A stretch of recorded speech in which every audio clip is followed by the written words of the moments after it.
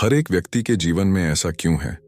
ऐसा इसलिए है क्योंकि हम कहीं ना कहीं अपने मन के मैल को, मन के कीचड़ को साफ नहीं रख पाते हैं। यूं कहें तो उसका सही समाधान नहीं निकाल पाते हैं। खैर, चलिए मैं आपको एक कहानी सुनाता हूं।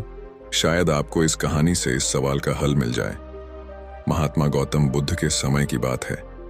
एक गांव में एक किसान अपनी पत्नी और 2 बच्चों के साथ रहता था। वह किसान बहुत ही ज्यादा परेशान रहता था। अपने 2 बच्चों और पत्नी की जरूरतों को पूरा नहीं कर पाता था। शायद यही उसकी परेशानी की सबसे बड़ी वजह थी। समय बीतता गया, उसकी परेशानियां परिवार की जरूरतों के साथ बढ़ती ही जा रही थीं। वह दिमाग से और मन से बहुत अशांत रहने लगा था। कहीं ना कहीं वह बहुत ज्यादा दुखी हो गया था, अपने परिवार की जरूरतों को नहीं पूरा कर पाने की वजह से। एक दिन उसने यह फैसला लिया कि वह अपने घर को, अपने परिवार को, अपने बच्चों को छोड़कर कहीं दूर चला जाएगा। अंततः वह मनहूस दिन और काली रात आ गई, जिस दिन वह अपने परिवार को, अपने बच्चों को, अपनी पत्नी को छोड़कर घर से कहीं दूर चला गया। वह किसान चलता ही गया, चलता ही गया। रात से सुबह हो गई, सुबह से फिर दोपहर, दोपहर से शाम, शाम से फिर रात, फिर सुबह हो गई।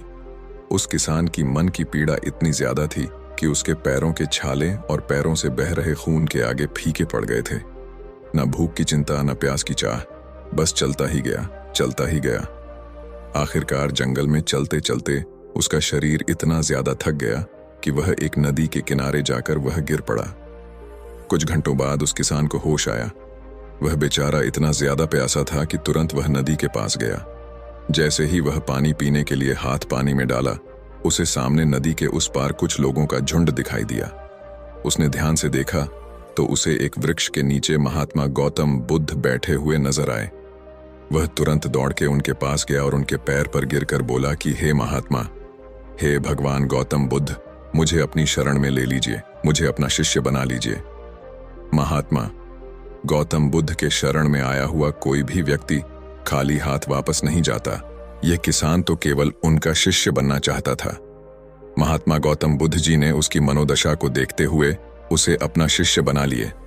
महात्मा गौतम बुद्ध और उनके शिष्य वहां पर केवल विश्राम कर रहे थे। उनका विश्राम भी पूरा हो चुका था। वह किसान भी अब महात्मा गौतम बुद्ध जी का शिष्य बन चुका था। अब समय हो चला था आगे की यात्रा को पूरा करने की। गौतम बुद्ध और उनके शिष्य आगे बढ़ते चले गए। कुछ दूर निकल जाने के बाद गौतम बुद्ध जी को बहुत जोर की प्यास लगी। उन्होंने अपने इस नए शिष्य अर्थात किसान से बोला कि प्रिय शिष्य, जाओ, पास में एक सरोवर है, वहां से मेरे लिए पानी लेकर आओ। किसान बोला, जो आज्ञा भगवान। किसान सरोवर की तरफ चल दिया। सरोवर के पास जैसे ही किसान पहुंचा, उसने देखा कि उस सरोवर में बहुत सारे जानवर उछल कूद कर रहे हैं। वे सारे जीव जंतु किसान को देखते ही तुरंत वहां से भाग गए। किसान बहुत ही खुश हुआ और उस सरोवर की तरफ चल दिया पानी लेने के लिए। परंतु जैसे ही किसान सरोवर के पानी की तरफ हाथ बढ़ाया, उसने देखा कि पानी बहुत ही ज्यादा गंदा था। किसान निराश होकर वापस गौतम बुद्ध जी के पास आ गया। गौतम बुद्ध जी ने उससे पूछा, पानी कहाँ है? किसान ने दुखी भरे शब्दों के साथ कहा, हे भगवान, मैं जैसे ही उस सरोवर के पास पहुंचा तो मैंने देखा कि उस सरोवर में काफी सारे जीव जंतु उछल कूद कर रहे थे और उनके उछल कूद करने की वजह से उस सरोवर के जमीन के तल में बैठी हुई सारी गंदगी, सड़े हुए पत्ते उस पानी में घुल मिलकर एक कीचड़ का रूप ले लिए थे। यही कारण है कि मैं वह पानी लेकर नहीं आया, क्योंकि वह पानी नहीं कीचड़ हो चुका था। महात्मा गौतम बुद्ध जी उस किसान की बातों को समझ गए और मुस्कुराते हुए उन्होंने कहा कि मैंने तुमसे सरोवर का पानी मांगा था। मैंने यह नहीं कहा था कि पानी अगर गंदा हो तो पानी लेकर मत आना।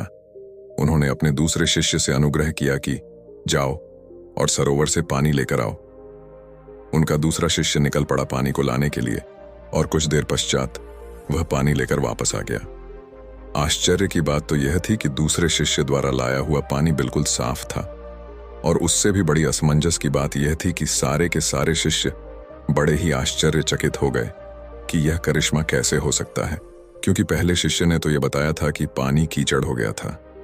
महात्मा गौतम बुद्ध जी ने सारे शिष्यों को यह बताया कि जब सारे जीव जंतु उस पानी में उछल कूद कर रहे थे, तब उस दौरान उस सरोवर के पानी के तल में बैठी हुई सारी गंदगी, सड़े गले हुए पत्ते, सब घुल मिलकर कीचड़ रूपी पानी का रूप ले लिए थे।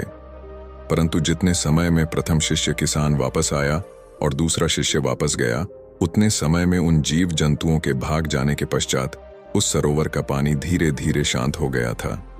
और जैसे जैसे सरोवर का पानी शांत होता गया, उस सरोवर के कीचड़ रूपी पानी में खुली हुई सारी सड़ी गली पत्तियां और मिट्टी धीरे धीरे शांत होकर उस सरोवर के तल में जाकर बैठ गए, जिससे उस सरोवर का पानी शांत होकर साफ हो गया तथा सारे गले हुए सड़े हुए पत्तियां भी शांत होकर आराम से उस सरोवर के तल में जाकर बैठ गए थे।